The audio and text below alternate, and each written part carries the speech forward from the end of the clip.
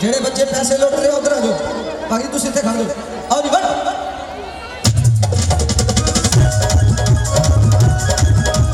प्रधान साहब दोस्त रहमान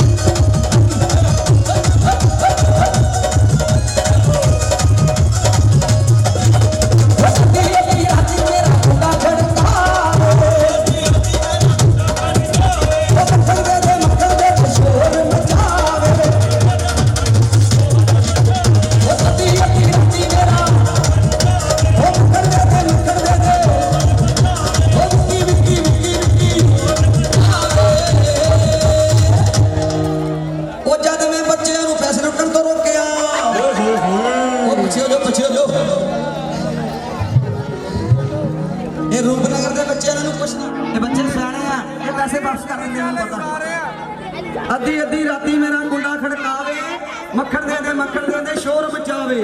ओ जद मैं मक्खन ना दिंदा ओ मेरा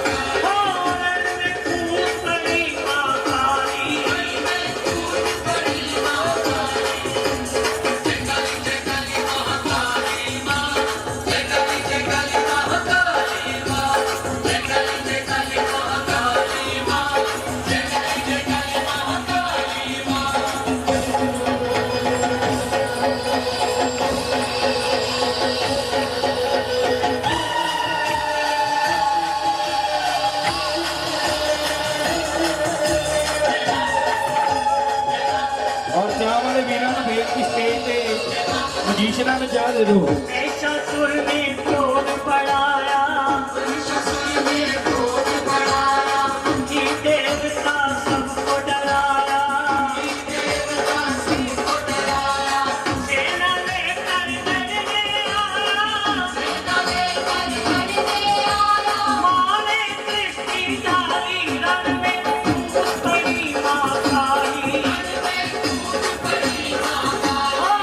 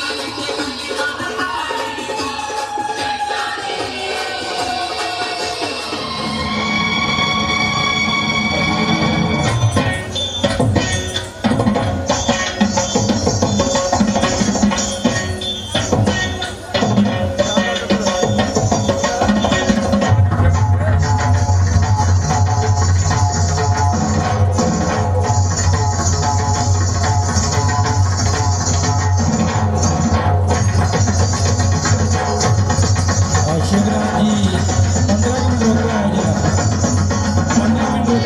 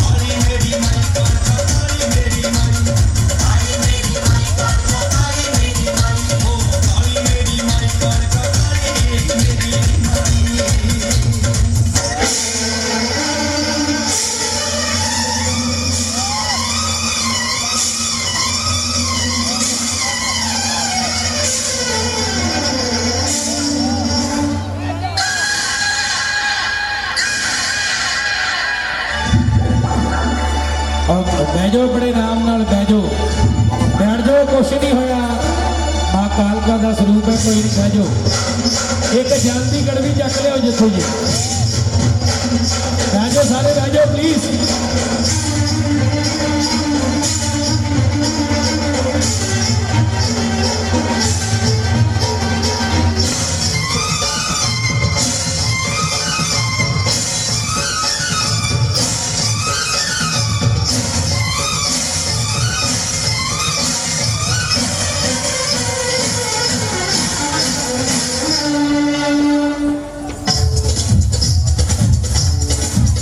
बह जाओ प्लीज सारे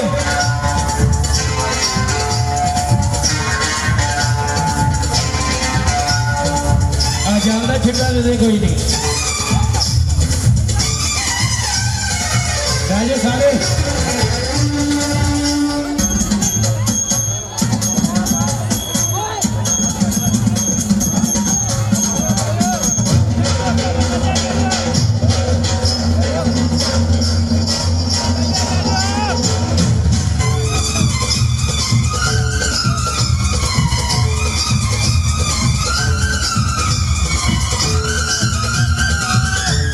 बेचते ही नहीं यार हम इन्होंने की कहा मैं बैठो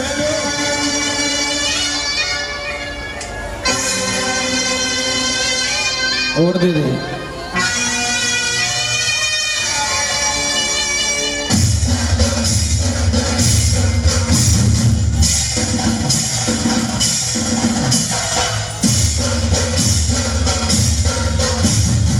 बात है बैठो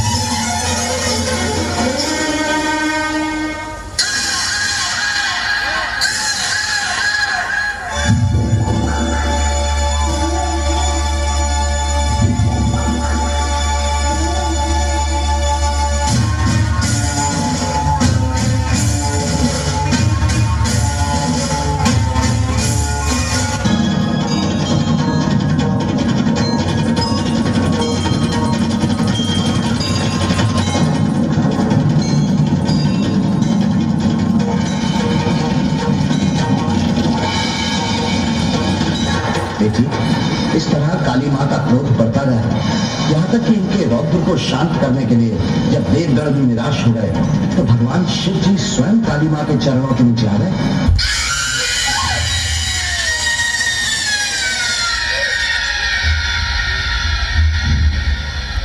ये देखकर काली मां का क्रोध शांत हो गया और शिव जी के आदेश पर काली मां सारे जगत के प्राणियों के लिए ममतामयी मां के रूप में परिवर्तित हो गई।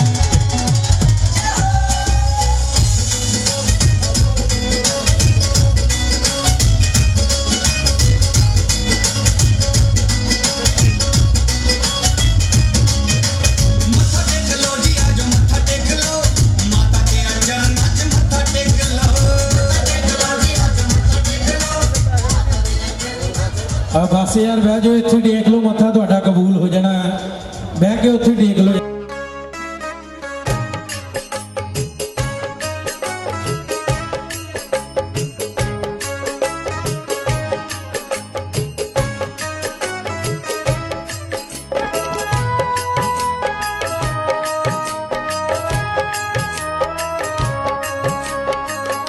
दिल वाली पालकी च तैनू मां बिठाना है दिल वाले पालकी च तैनू मां बिठाना है चल मेरे नाल तैनू घर लेके जाना है चल मेरे नाल तैनू घर लेके जाना है हो दिल वाली पालकी च तैनू मां बिठाना है दिल वाली पालकी च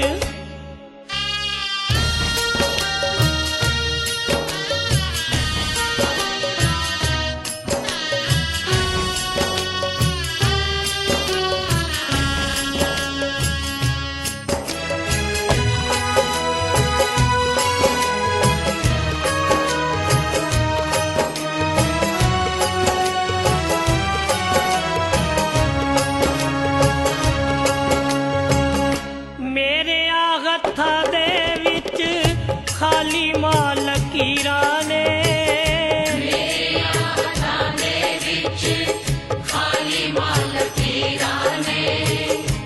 तेरे हत्थां च दाती सब दियां तकदीरां ने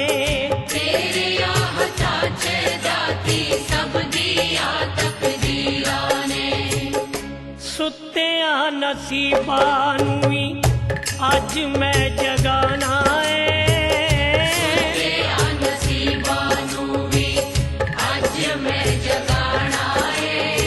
होनी चल मेरे नाल तैनू कर लेके जाना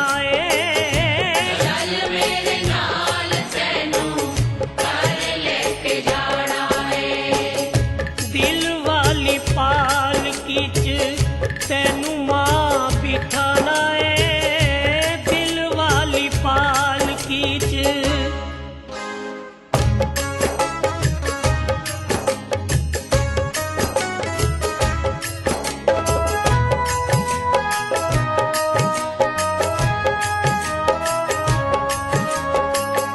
बच्चेआं दे नाल दाती रुसना नहीं चाहिदा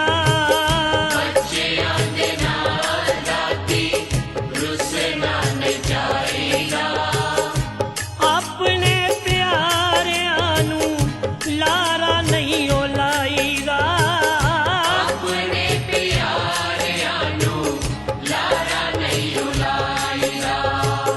कौन जाने दाती असा रहना है के जाना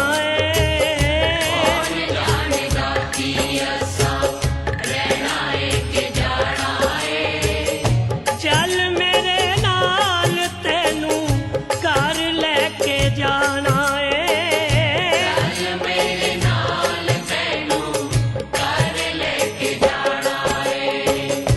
दिल वाली पालकी च तैनू मां बिठाना दिल वाली पालकी च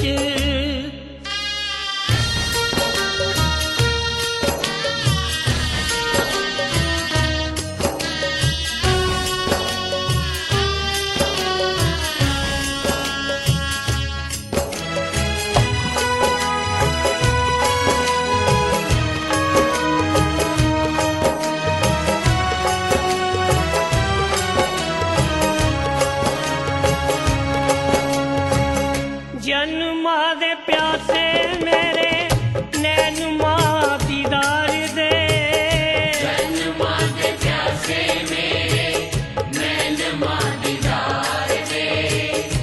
तेरे हाथ डोरी साडी डोब दे या तार दे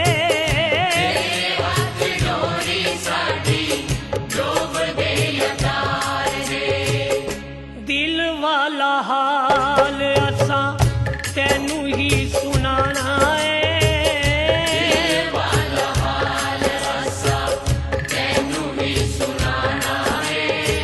हो चल मेरे नाल तैनू सतयुग के समय के अंदर ऋषि मुनि आपस में विचार करते हैं कि आओ भाई सोमावती अमावस वाला दिन आ रहा है, आओ मिलकर हम भी कोई ऐसा काम करें, कोई उत्तम ऐसा काम करें जिससे माँ भगवती प्रसन्न हो जाए। उन ऋषि मुनियों ने आपस में सलाह करी कि आओ सोमावती मत्स्या वाला दिन आएगा, हम माँ के नाम का जागरण करवाएंगे, हवन कराएंगे। बोलो सच्चे दरबार की। ऋषि मुनि एक दूसरे से पूछते हैं, भाई अमावस के दिन आने तक हम क्या करें। आपस में सलाह करी कि इन जंगल में अपनी अपनी समाधि लगा लो, माँ के चरणों में लीन हो जाओ, जब समय आएगा हम जागरण रचाएंगे। बोलो सच्चे दरबार की। प्यासी उस जंगल में भटकती है, भटकती गौ माता जल को ढूंढते ढूंढते कहाँ पहुंची, दुर्वासा ऋषि के धोने के पास। क्या देखा, दुर्वासा ऋषि के करमंडल में जल पड़ा है।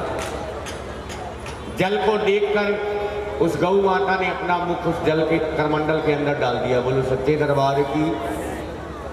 पानी पीने की कराहट की आवाज के साथ दुर्वासा ऋषि की समाधि खुल गई।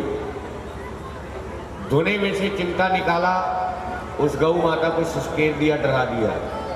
गौ माता जी सारे जंगल में दौड़ पड़ते हैं। जितने ऋषि मुनि समाधि लगाकर बैठे हैं सबकी समाधि भंग हो गई। बोलो सच्चे दरबार की।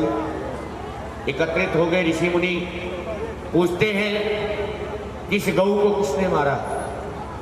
दुर्वासा ऋषि के पास बात पहुंचती है, हाथ जोड़कर खड़े हो जाते हैं कि महाराज मैंने इस गौ को डराया है, मारा नहीं।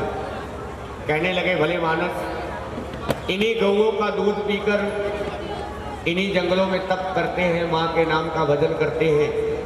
तुमने घर पर आई हुई माँ का अपमान किया है, तू हमारे कबीले में रहने के काबिल नहीं। बोलो सच्चे दरबार की। दुर्वासा ऋषि को उन ऋषि मुनियों ने अपने कबीले से बाहर निकाल दिया। समा बीतता जा रहा है, जागरण की तैयारी कर ली। 33 कोटि देवी देवताओं को जागरण का निमंत्रण दे दिया। जिस तरह आज हमने सारे मोहल्ले को निमंत्रण दिया अपने इस जागरण का, इसी तरह ऋषि मुनियों ने 33 कोटि देवी देवताओं को निमंत्रण दे दिया। लेकिन दुर्वासा ऋषि को किसी ने संदेशा नहीं दिया। बोलो सच्चे दरबार की।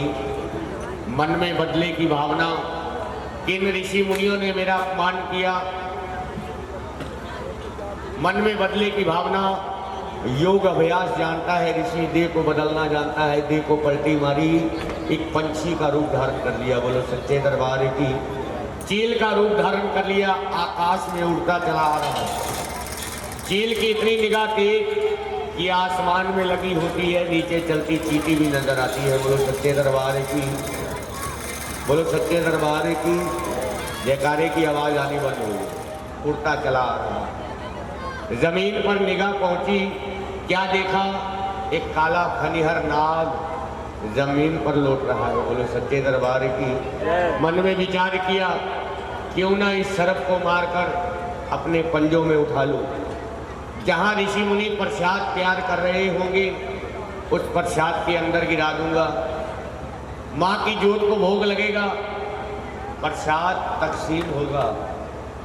जो जो ऋषि प्रसाद को खाएगा उसकी मृत्यु हो जाएगी, मेरे अपमान का बदला उतर जाएगा। उस पंछी ने उस सर्प को मारकर अपने पंजों में उठा लिया। कहाँ पहुंच गया? उसी पीपल के ऊपर जिसके नीचे प्रसाद तैयार हो रहा है। बोलो सच्चे दरबार की। इधर उधर देखता है, कोई नजर नहीं आता। अपने पाँव को ढीले छोड़े, उस सर्प को उस खीर के कड़ाहे में गिरा दिया। बोलो सच्चे दरबार की। उस पाप को होते हुए कौन देखता है? उन ऋषि मुनियों की 3 वर्ष की कंजक छोटी सी कन्या उसी पीपल के पिछले हिस्से पे जाकर खेल रही। खेलते खेलते जब उस पंछी पर निगाह पड़ी, माँ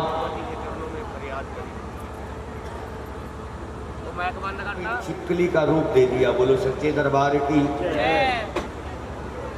कूदती कूदती उसी पीपल के टहने के नीचे जाकर चिपक गई। मन में विचार करती है, जब ऋषि मुनि प्रसाद देखने के लिए आएंगे मैं पांव ढीले छोड़कर अपनी जान का त्याग कर दूंगी। मुझे इस प्रसाद के अंदर गिरता हुआ देखकर ऋषि मुनि माँ की जोत को भोग नहीं लगाएंगे, ये प्रसाद तकसीम नहीं करेंगे, मैं पाप की भागीदार होने से बच जाऊंगा।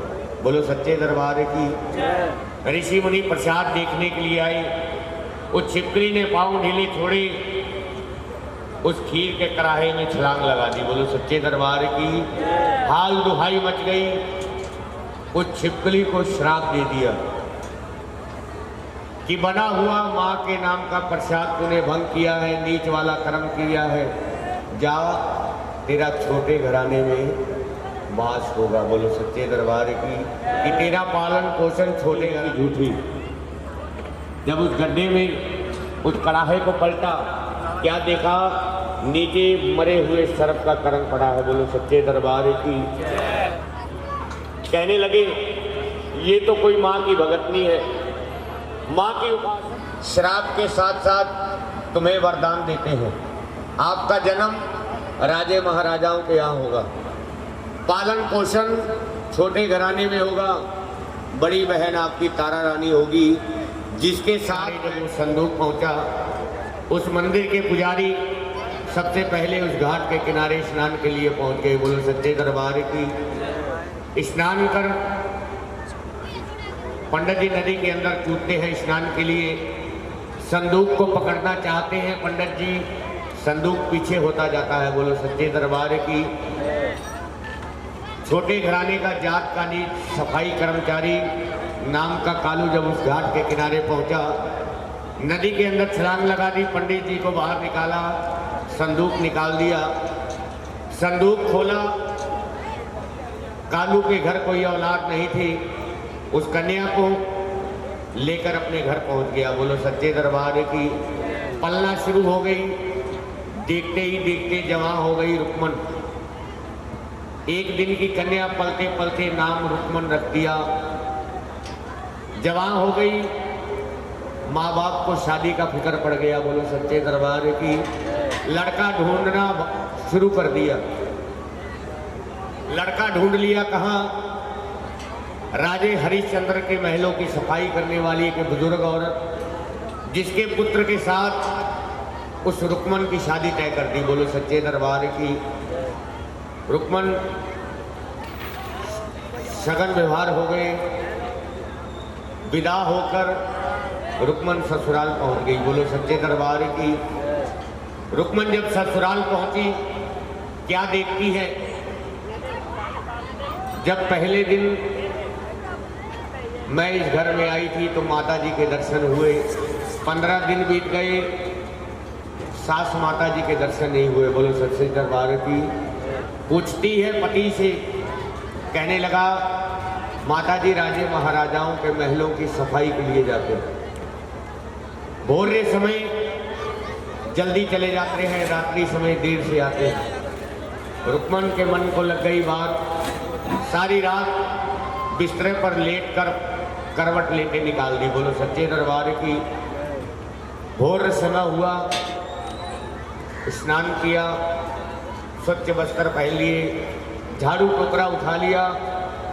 जब रुक्मन की साथ दरवाजे से बाहर जाने लगी, रुक्मन ने रास्ता रोक दिया कि माता जी, जो कर्म आज से पहले आप करते थे वो आज के बाद मैं करूंगी। बोलो सच्चे दरबार की।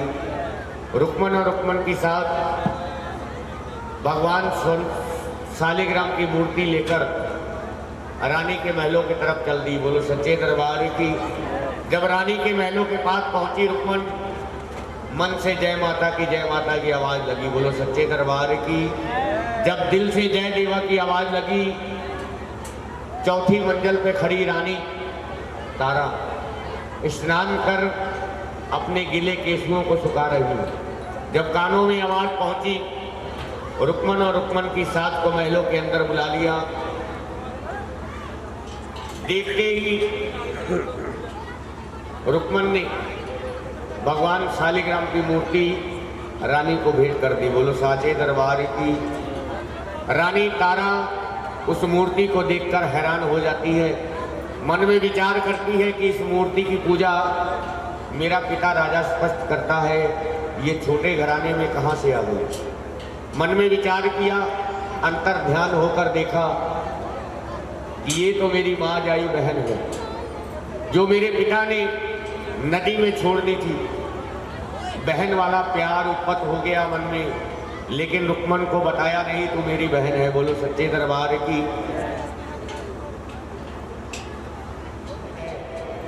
उधर रुक्मन की सास कहने लगी कि रानी जी, आज के बाद जो कर्म मैं करती थी आपके महलों के अंदर, आज के बाद ये रुक्मन किया करेगी। बोलो सच्चे दरबार की। देखते ही देखते रुक्मन ने जाना शुरू कर दिया। जब आँख खुलनी, स्नान करना, स्वच्छ वस्त्र पहने, झाड़ू टोकरा उठाना, महलों और मंदिरों की सफाई करनी। जब समय मिलना, रानी के पास चले जाना। रानी ने क्या करना, अपने पास बैठाकर वेद ग्रंथ पढ़कर सुनाने। धीरे धीरे रुक्मन का जीवन बदलना शुरू हो गया। बोलो साचे दरबार की। देखो ये लड्डू ऐसा है जो खाए वो भी पछताए, जो ना खाए वो ज़्यादा पछताए। मेरे को बताने से जैसे आप वैसा मैं। भैया तेरे को नहीं किसी चरणों के पास जिस भावना से ये अरदास करवाते हैं, भावना संपूर्ण करना, नेम निभाना, जिनकारा निस्तारा धन का द्वारा, झूलेगी ध्वजा तेरा बाजेगा निगारा, जो संत संत ने खुल के बुलाएगा जयकारा, सो जगदाती को प्यारा। बोलो सच्चे दरबार की।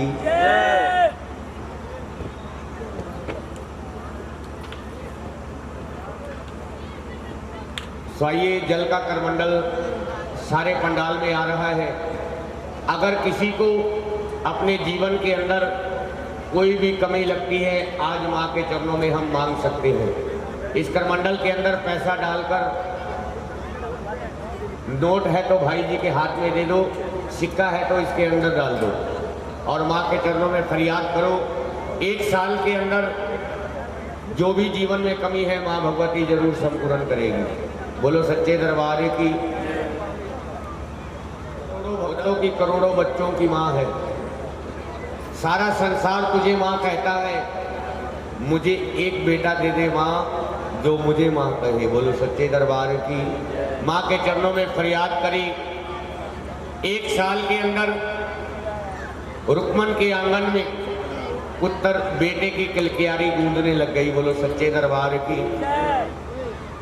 देखते ही देखते बेटे की आयु 5 साल की हो गई।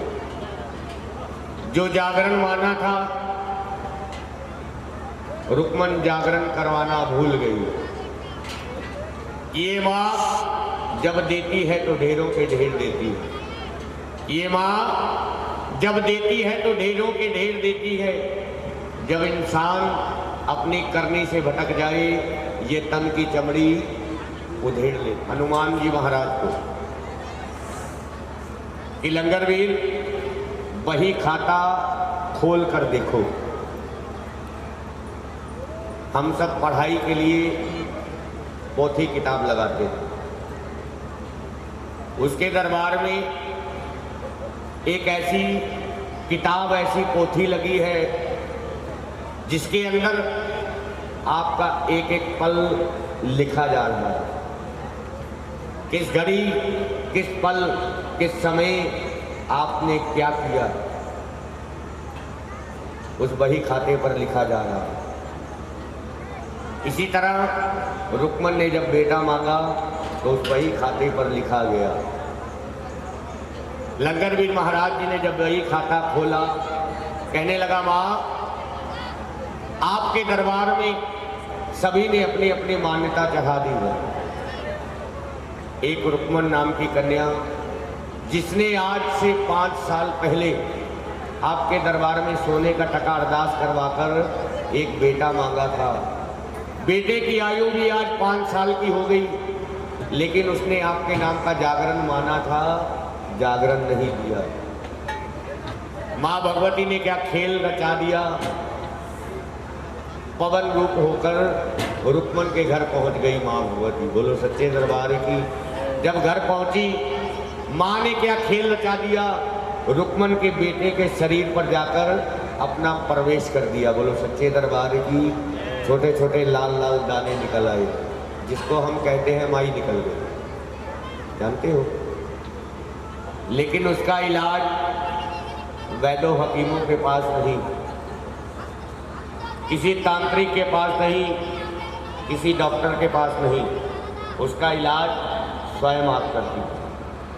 उसकी सेवा होती है, ना कि कोई डॉक्टर काम आता है। उस समय उस बालक की सेवा की हुई ही काम आती है। बोलो सच्चे दरबार की। रुक्मन जब बेटे की तबीयत खराब हो गई, बेटे को गोद में लेकर वैदों और हकीमों के पास दौड़ती रहती है, लेकिन कोई इलाज नजर नहीं आता।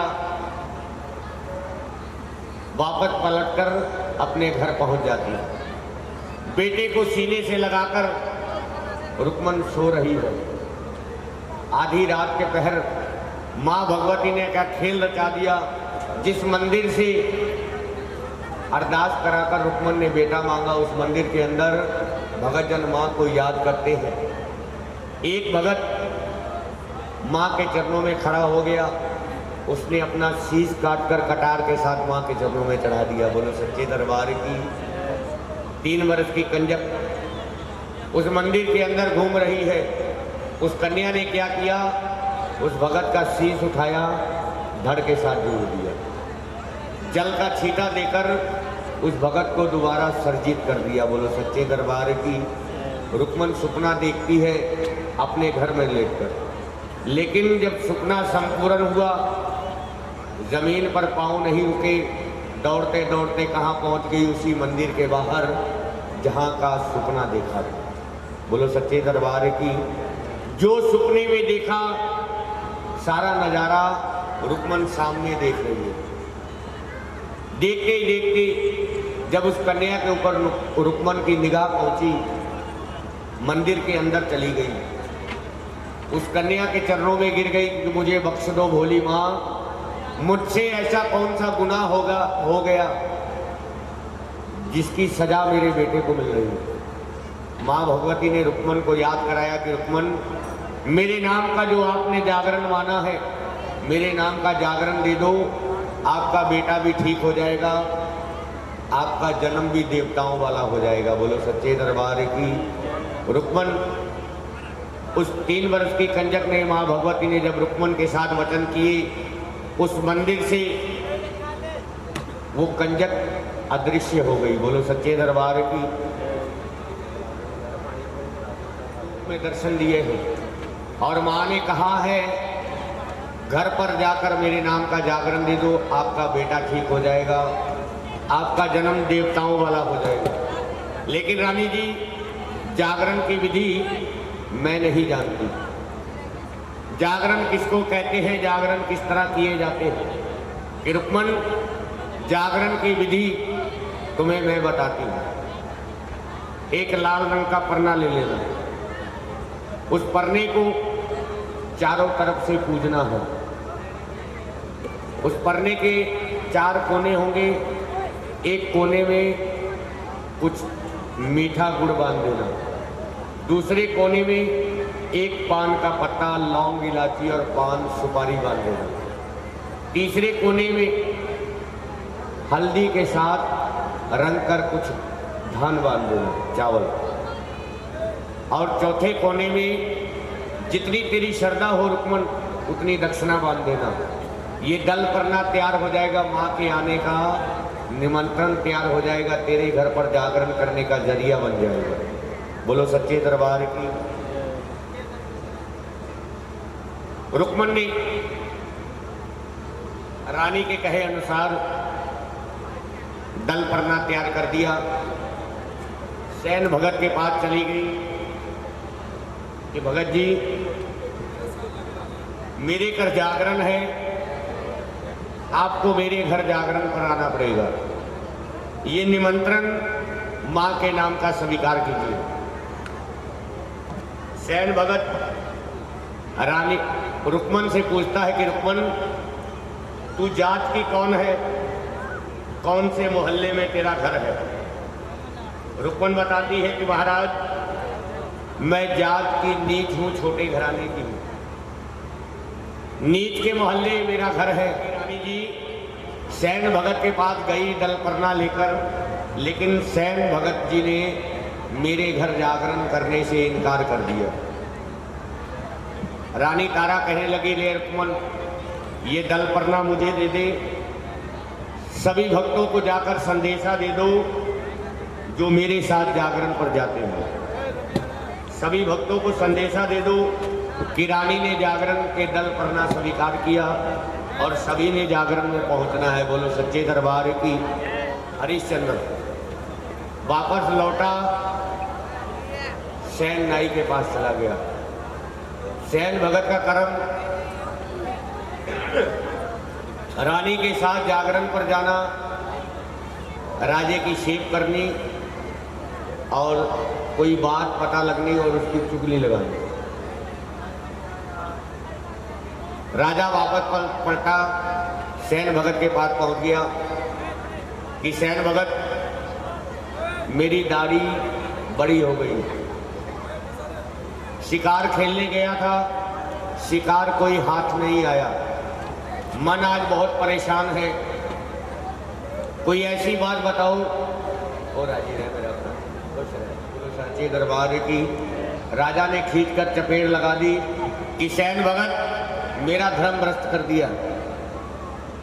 सैन भगत को बात पता लगी थी कि रानी जागरण पड़ जाएगी। मन में विचार करता है राजा को बताने का यही समय है। कहने लगा, राजा मन प्रसन्न करना चाहते थे, आओ तुम्हारा मन प्रसन्न करता हूं। बोलो सच्चे दरबार की। चारों तरफ राजे ने पहरेदार लगा दिए, जाने का कोई रास्ता नहीं। महलों के पीछे एक चोर रास्ता, रानी ने साड़ी जोड़कर एक रस्सा बना दिया। उस रास्ते के रास्ते जमीन पर उतर गई। चलते चलते हल्की हल्की बूंदाबांदी बरस रही है, बिजली चमक रही है। रास्ते में एक चोर खड़ा है। उसने क्या देखा?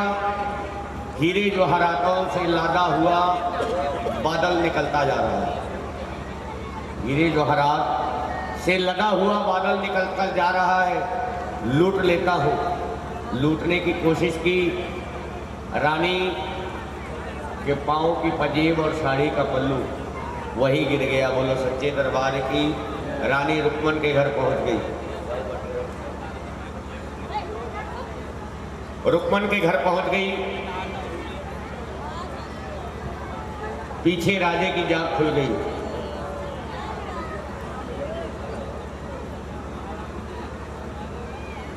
बोलो सांचे दरबार की, सच्चे दरबार की।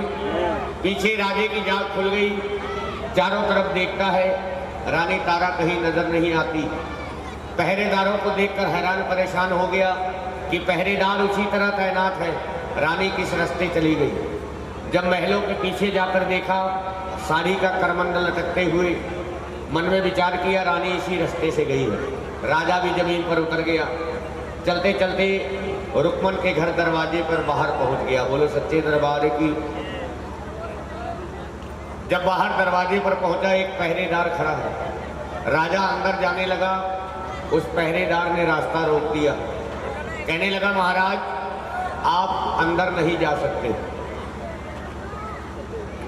अंदर मां महाकाली के जागरण हो रहे हैं। जिस जागरण के अंदर जागरण करने वाले और जागरण करवाने वाले दो जने बैठते हैं, तीसरा इंसान नहीं बैठता। और उस जागरण में राजा बेटे की बलि, बकरे की बलि दी जाती है। मांस का प्रसाद तैयार किया जाता है। राजा कहने लगा, राजे को सोते हुए छोड़ कर आई थी, सोते सोते महलों के अंदर जाना है। बोलो सच्चे दरबार की। ये कलश की अरदास आइए सभी मेंबरों की तरफ से होगी। मेंबरों के सभी के पास जाओ। सबसे पहले प्रसाद रानी की झोली में डाल दिया। बोलो सच्चे दरबार की। राजा बाहर खड़ा दरवाजे के झरोकों से सब कुछ देख रहा है कि अंदर क्या हो रहा है। रानी ने मांस मदिरा का प्रसाद अपनी झोली में डलवाकर जब बाहर आने लगी, राजे ने रास्ता रोक दिया कि रानी अपनी झोली खोलकर दिखाओ, आपकी झोली में क्या है। रानी कहने लगी, राजा मेरी झोली में माँ भगवती के नाम का प्रसाद है, मटक मेवा प्रसाद है। कि रानी इन आंखों से तेरी झोली में मांस का प्रसाद डलते हुए मैंने देखा, और तू कह रही है मेवे का प्रसाद, ये किस तरह हो सकता है। झोली खोल कर दिखा दे, नहीं तो झोली खिला दूंगा। बोलो सच्चे दरबार की। रानी तारा मन ही मन माँ को याद करती है। जब राजे को झोली खोल कर दिखाई, सारा पंचमेवा बन गया। बोलो सच्चे दरबार की। राजा देखकर कांपने लग गया कि रानी तू जादूगरनी है, जादू से अपनी झोली में डला हुआ प्रसाद बदली कर दिया। कि राजा मैं जादूगरनी नहीं, जादूगरनी भगवती माँ जिसने इस भीड़ पर मेरी सहायता की है। बोलो सच्चे दरबार की।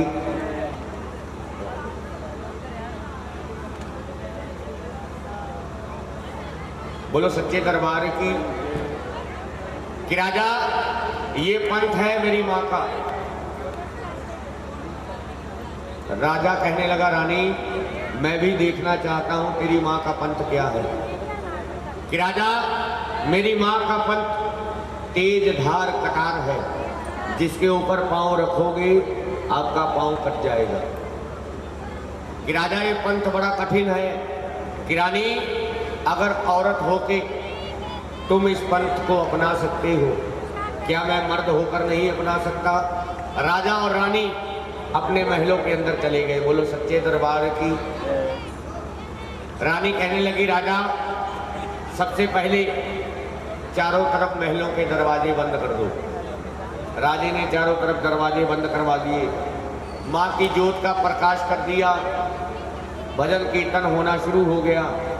रानी कहने लगी राजा महलों के अंदर एक हवन कुंड बना दो। राजे ने हवन कुंड बना दिया। रानी कहने लगी राजा ये बताओ इस समय, इस घड़ी, इस पल आपको दो वस्तुएं कौन सी प्यारी है। कि रानी एक मेरा नीला घोड़ा जिसके ऊपर सवार होकर मैंने बहुत बड़े बड़े जंग जीत लिए। एक मेरा सुंदर पुत्र जिसने मेरे बाद मेरे परिवार को मेरी इस गति दरबार की हलवा चने का प्रसाद मंगवाओ। 5 जगह भी लगा। घोड़े के शीश पर कटार चला दी। घोड़े का शीश काटकर रानी तारा के पास आ गया। कि रानी बेजुबान जानवर को काटकर माँ का पंथ पूछते हो, जाओ महलों के अंदर अपने बेटे को काट कर लाओ, उसका प्रसाद तैयार करो। माँ की जो पुत्र पिता के सामने आ गया। बोलो सच्चे दरबार की। राजा कहने लगा बेटा महलों के अंदर माँ के नाम का जागरण रचा है। उस जागरण में आपका शीश माँ के चरणों में चढ़ाना है। आपकी क्या मर्जी है। पुत्र पिता के सामने अपना सर झुकाकर खड़ा हो गया। बोलो सच्चे दरबार की। कि जल्दी करो पिताजी, जन्म देने वाली माँ से जुदा होकर मैं जगत जननी के पास जा रहा हूँ। बोलो सच्चे दरबार की। बोलो साचे दरबार की। राजे ने कटार खींचकर बेटे की गर्दन पर मारी, शीश काटा, धड़ उठाया, रानी के पास पहुंच गया। कि रानी बेटे को काट कर लाया हूं, माँ का पंथ बता दो। कि राजा बेटे के मांस के छोटे छोटे टुकड़े कर दो, अच्छी तरह धोकर कढ़ाई में डाल दो, कढ़ाहा चूल्हे के ऊपर रखो, नीचे लकड़ी लगाकर आग लगा दो। जब प्रसाद तैयार हो जाएगा तब बताऊंगी माँ का पंथ क्या है। राजे ने रानी के कहने के अनुसार पुत्र के मांस के छोटे छोटे टुकड़े कर दिए, अच्छी तरह धोकर कढ़ाई में डाल दिया, कढ़ाहा चूल्हे के ऊपर रख दिया, नीचे लकड़ी जोड़ दी। रानी अगल लगाने लगी। राजे ने हाथ पकड़ लिया कि नहीं रानी, अगर तेरी झोली में प्रसाद बदली हो सकता है, इन लकड़ों के अंदर माँ ज्वाला प्रकट होनी चाहिए। बोलो सच्चे दरबार की। रानी तारा मन ही मन माँ ज्वाला को याद करती है। देखते ही देखते उन लकड़ों के अंदर अगम ज्वाला प्रकट हो जाती है। बोलो सच्चे दरबार की। माँ ज्वाला के दरबार कौन कौन गया?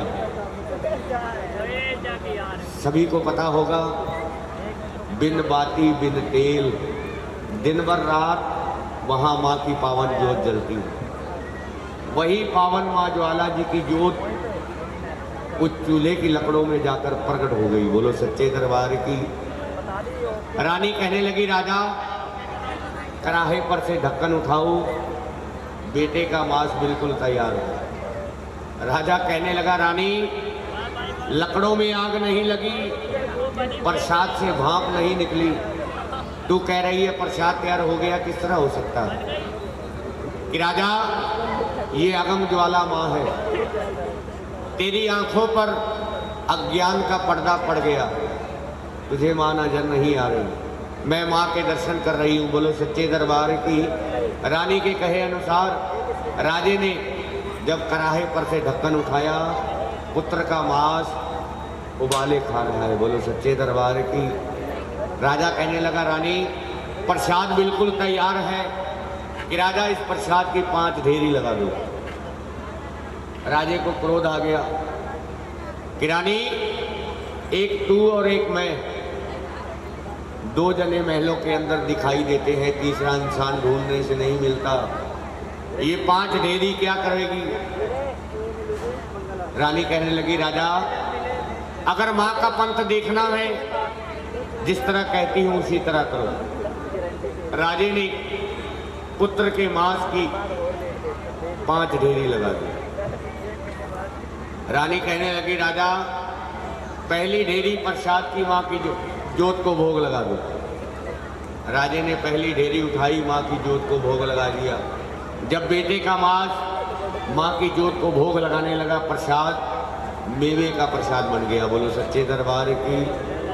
पुत्र का मांस जब भोग लगने लगा, मेवे का प्रसाद बन गया। रानी कहने लगी, राजा दूसरी ढेरी प्रसाद की मुझे दे दो, तीसरी ढेरी प्रसाद की खा लो। जब राजा तीसरी ढेरी पुत्र का मांस जब तली पर लेकर खाने लगा, बेटे की चीची अंगुल, कहानी अंगुल दांतों के नीचे आ गई। बोलो सच्चे दरबार की। कटक देने जब आवाज आई, राजे के आंखों से आंसू निकलने शुरू हो गए। कहने लगा, रानी तू माँ नहीं हो सकती, तू तो कोई डायन है। मेरे बेटे को कटाकर मुझे ही खिला रही है, तू माँ नहीं हो सकती। राजा रो रहा है। रानी कहने लगी, राजा जब पहले तुम्हें कहा था कि ये पंथ तेज धार कटार है, तेरे से संभाला नहीं जाएगा, अब क्यों रो रहा है? राजा कहने लगा, रानी घोड़े के कारण मैं तो रो रहा हूँ, रानी बेटे के करूँ विरलाप। कि रानी अगर तेरी झोली में प्रसाद बदली हो सकता है, इन लकड़ों में अगम ज्वाला प्रकट हो सकती है, क्या मेरा बेटा और घोड़ा जिंदा नहीं हो सकता? रानी मने मन माँ आदिशक्ति के चरणों में फरियाद करती है। गगन रूपों के माँ बोलती है रानी से कि रानी राजे को बोलो चौथी ढेरी प्रसाद की लेकर तबेले के अंदर जाओ, अपने घोड़े को प्रसाद खिला कर आओ। बोलो सच्चे दरबार की।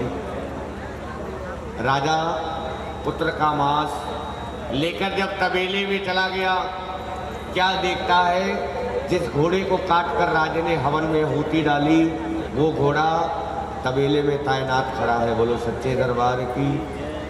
राजा देखकर घोड़े को परेशान हो गया, मन में विचार करता है रानी के पास धन दौलत की कौन सी कमी है, घोड़ा कोई दूसरा ले आकर बांध दिया। जब पुत्र का मांस राजे ने घोड़े के आगे किया, प्रसाद कौन सा बन गया? चने का प्रसाद। बोलो सच्चे दरबार की। पुत्र का मांस घोड़े के आगे किया, चने का प्रसाद बन गया। वापस आ गया राजा, कहने लगा रानी मेरा बेटा जिंदा करो तब मानूंगा मैं आपकी मां सच्ची है। रानी कहने लगी राजा 5वीं ढेरी प्रसाद की लेकर जाओ, महलों के अंदर अपने बेटे को प्रसाद खिला कर आओ। बोलो सच्चे दरबार की। राजा महलों के अंदर जाना, बेटे को 3 आवाज लगाना, बेटा आपके सामने होगा। बोलो सच्चे दरबार की। राजा प्रसाद की ढेरी लेकर महलों के अंदर पहुंच गया। महलों के बेटे के शयन कक्ष के बाहर खड़ा होकर राजा आवाज लगाता है कि बेटा रोहताश, बेटे का कुछ नहीं पता। राजा मन में विचार करता है, घोड़ा रानी ने दूसरा दियाकर बांध दिया, अगर आज मेरा बेटा नहीं जिंदा हुआ, रानी को भी मार दूंगा, खुद भी मर जाऊंगा, ना रहेगा बांस ना बजेगी, ये कहानी किस्सा समाप्त हो जाएगा। बोलो सच्चे दरबार की। मन में विचार करता है, दूसरी आवाज मारता है, बेटे का फिर कुछ पता नहीं। तीसरी आवाज मारता है, महलों के अंदर से बेटा दौड़ता हुआ राजा के सामने आ जाता है। बोलो सच्चे दरबार की। पुत्र का मांस राजे ने जब पुत्र की तली पर रखा, प्रसाद कौन सा बन गया? हलवे का प्रसाद। बोलो सांचे दरबार की।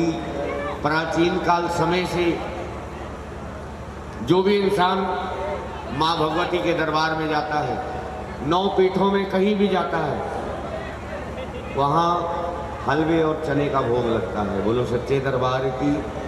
सांचे दरबार की। राजा खुशी खुशी दौड़ता हुआ रानी तारा के पास आ जाता है कि रानी, आज मैं तेरे से और तेरी माँ से बहुत ही प्रसन्न हूँ। जो कहेगी, जो मांगेगी सो दूंगा। रानी कहने लगी, राजा, माँ का दिया सकल पदार्थ, पति पुत्र महल धन दौलत, राजा माँ का दिया मेरे पास सब कुछ है, मुझे कुछ नहीं चाहिए। राजा तीसरा वचन करता है, रानी जो कहेगी सो दूंगा। रानी कहने लगी, राजा अगर तू इतना प्रसन्न है, अपने शहर से बाहर माँ भगवती का भव्य मंदिर डलवा दो। बोलो सच्चे दरबार की। अपने शहर से बाहर माँ भगवती का भव्य मंदिर बनवा दो। उस मंदिर के निर्माण पर 33 कोटि देवी देव माँ को पूजने के लिए पहुँचे। बोलो सच्चे दरबार की। सांचे दरबार की। हे माई सच्चियाँ जोता वाली, रल मिल के बोलो सच्चे दरबार की। जयकारा ज्वाला माई जी का, जयकारा वैष्णो माई जी का। ये थी माँ तारा रानी की पावन कथा जो निर्विघ्न आप सभी को सुनाई गई। सो आइए लास्ट पहर माँ भगवती के पावन चरणों में माँ की आरती होगी। माँ को बधाई। जन लाया तेरे द्वारे मैया जी, आरती तेरा जन लाया तेरी द्वारे मैया जी। हाथ मेरे विच गंगा जल गढ़वा, हाथ मेरे विच गंगा जल गढ़वा। ओ मैया स्नान रचाया तेरे द्वारे मैया जी। आरती तेरा जन लाया तेरी द्वारे मैया जी। हाथ मेरे विच सुआ सुआ बाणा, हाथ मेरे विच सुआ सुआ बाणा। ओ मैया जी दे अंग पहनाया तेरे द्वारे मैया जी। आरती तेरा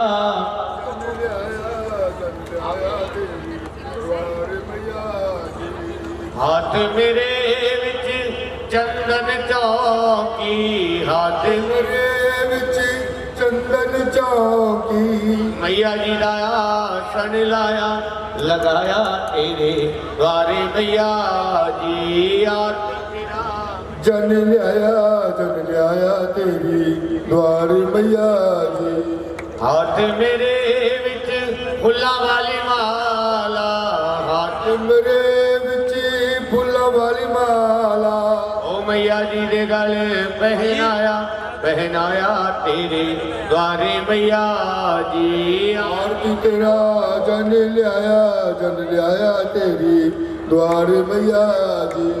हाथ मेरे विच फला वाली टोकरी, मेरे विच फला वाली टोकरी। हाथ मेरे विच फला वाली टोकरी। हाथ मेरे विच फला वाली टोकरी। मैया जी नु भोग लगाया तेरे द्वारे मैया जी। आरती तेरा जन लाया तेरी द्वारे मैया जी। हाथ मेरे विच किशमिश मेवा, हाथ मेरे विच किशमिश मेवा। किशमिश मेवा मैया गरी वाला बाजरू, किशमिश मेवा मैया गरी वाला बाजरू। ओ मैया जी नु भोग लगाया तेरे द्वारे मैया जी। आरती तेरा जन लाया तेरी द्वारे मैया जी। आरती तेरा जन लिया तेरे द्वारे मैया जी। आरती तेरा जन लिया तेरे द्वार मैया जी। हाथ रखे भी बीच जलेबी, हाथ करे बीच जलेबी, ओ मैया जी नु भोग लगाया तेरे द्वारे मैया जी। आरती तेरा जन लिया तेरे द्वार मैया जी। आरती तेरा जन लिया तेरे द्वारे मैया जी। बोलो सच्चे दरबार की। देखा ना मेरा वाली माई दा भैया। हुण आरती घुमाओ ना, इधर आओ।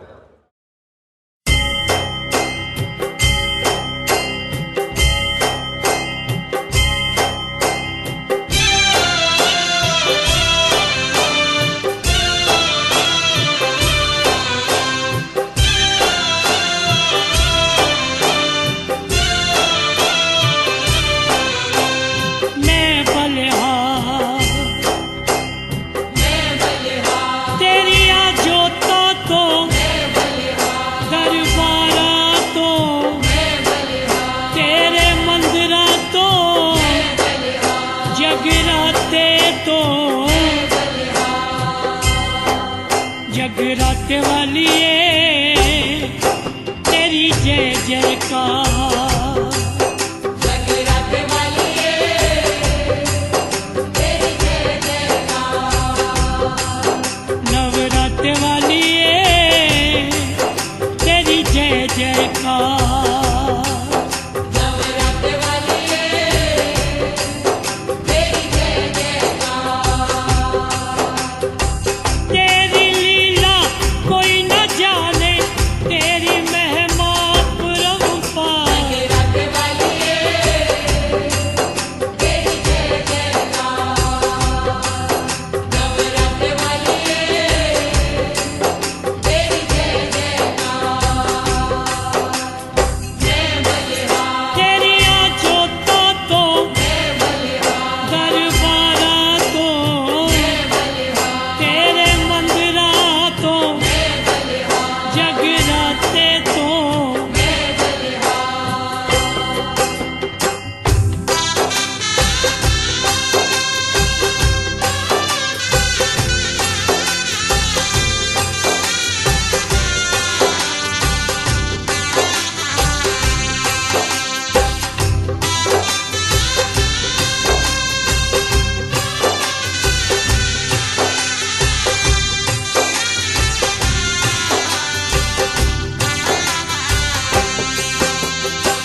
तेरी ज्योत जगा कर बैठे, तेरा जग रचाए।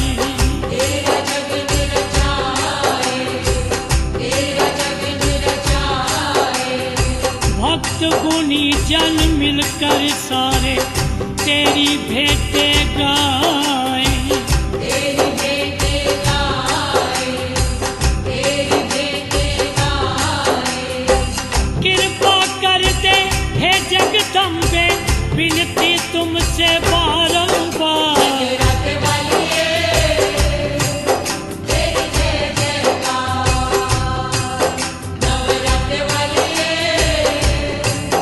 तेरी जय जयकार। मैं बलिहार तेरी जोता तो, मैं बलिहार दरबारा तो, मैं बलिहार तेरे मंदिरा तो, मैं बलिहार जगराते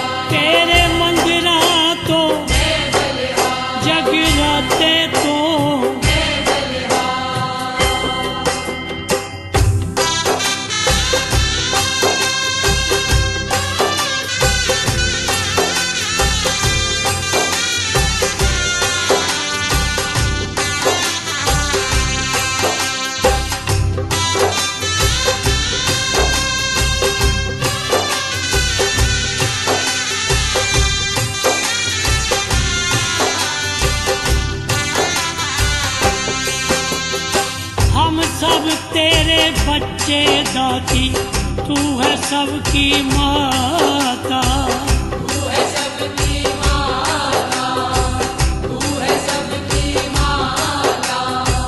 सबके बिगड़े का सवारे, जग की भाग्य विधाता।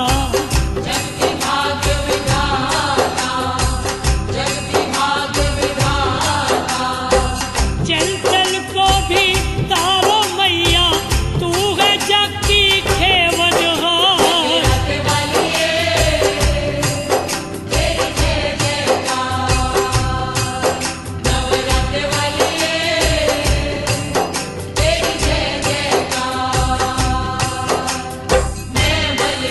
तेरी आँचों तो दरबारा तो,